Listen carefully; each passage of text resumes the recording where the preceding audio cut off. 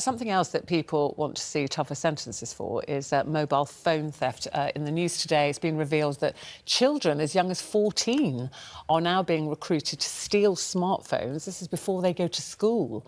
They're being offered hundreds of pounds from criminals targeting them on apps like Snapchat. The most phones are stolen in London, but places like Hull, West Yorkshire, they're all catching up. It's something that I worry about. If I'm in London, Janet, I don't take my phone out of my bag, and if I need to, I'll go into a shop and kind of stand in the corner. I would never take my phone out in the street now. Yeah, I think I live right in the middle of central London, and where I live, I see tourists walking around in big groups, and I also see a lot of young students, foreign students, who are studying in the area. And every single day, I see dozens of people holding up their mobile phones like offerings, like gifts to these gangs. It's sheer stupidity. Although some might say, well, you should be able to walk around on your phone and not and just go, oh, well, I can't do that because somebody will steal it. The onus has to go on the thief. I think you've got to accept reality. And before this, we had wristwatch theft, handbag theft, car radio theft, exactly. Street crime is a part of busy, big cities, and there have always been street gangs, and we'll never eradicate them altogether. And as Colleena's already pointed out, the police have got so much to do without all of this as well. And given what a phone costs and the fact that your life, for a lot of people, and all their contacts and everything they need is on that phone, understand that it's like a piece of expensive jewellery. And it's not something just to get you from A to B. But how do you stop the gangs targeting these young 14 years old, literally before they're on their way to school? I don't think the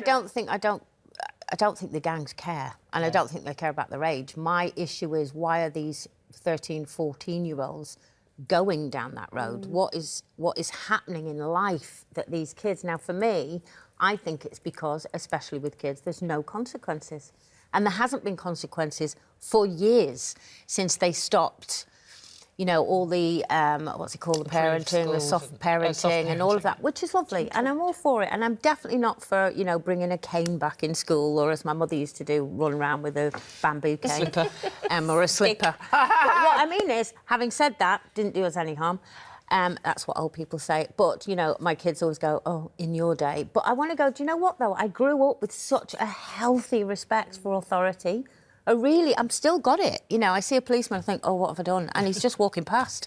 But I instantly think, oh, he's going to arrest me. And, I just think they don't have that now. They can't get chastised in school, as we saw in that adolescence film. The parents can't chastise them anymore. You can shout at them, but that's all you can do, and they don't care. And I've heard kids go, what are you going to do about it?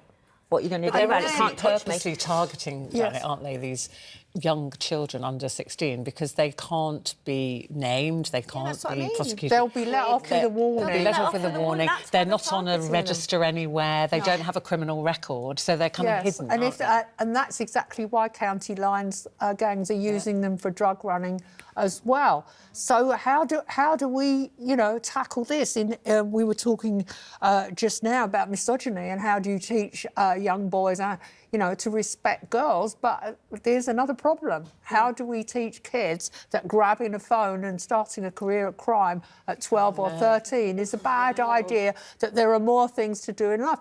I mean, when you hear on the radio that we have more 16 to 24-year-olds out of work than any other country in Europe, you can see how at 12 and 13 they might think, what's the future got in store? They probably feel a bit hopeless, Oti, don't they? Yeah. They think, what are my prospects? You know, and again, they might not have the parental role models that some other children might have. They don't have any money. They're thinking, I'm probably not going to get a job. And so somebody goes, hey, kid, do you want these trainers? Well, all you have to do is just quickly do this for me on your way to school. Also, bear in mind that if they're in a single-parent family, their mother will be working all hours. She will have had to work all hours to pay for their nursery fees or childcare fees, and she's probably working all hours now to just keep going. So, you know, the burden on people at the moment, the cost of living is tremendous. It's really difficult because we do know that kids are going into these gangs because they don't maybe have the home system, either a mother or a father or school, or they're getting bullied, and this is the only way they feel validation. it might also be the only way they make money. For me, I think one of the strongest initiatives that the government might even look at is just giving kids a purpose, putting them into sports. Yeah. May it be dancing, may it be martial arts.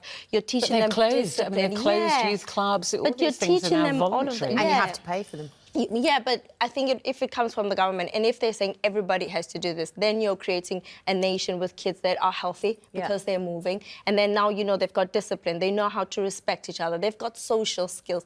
And they're getting involved with their community and helping them. So it's giving children purpose. It's not just saying you're bad, you're bad, you're bad. Give them more sport at school, for goodness sake, instead of selling off half the playing fields in this country. It's such a huge problem, isn't it? It kind of, the tentacles spread out, like you said. You say the kids need something to do. And you go, well, there were no youth clubs, no boxing clubs, no swimming clubs. No, but I still had, and my kids had passions, like you said. We had passions, you know, Shane was sport and football, Jake was the arts, you know, Kira's was horses, like, you know, same with me growing up. You know, I just used to go to local stables and hang around there all day. And you had this thing where I didn't want to hang about on a park. No, I was in the library quiz team. I was I'm sorry. Wow. I was champion quizzer as well. She absolutely ruined me there, hasn't she? Mine didn't take any brains. But that library quiz team set her on the right track.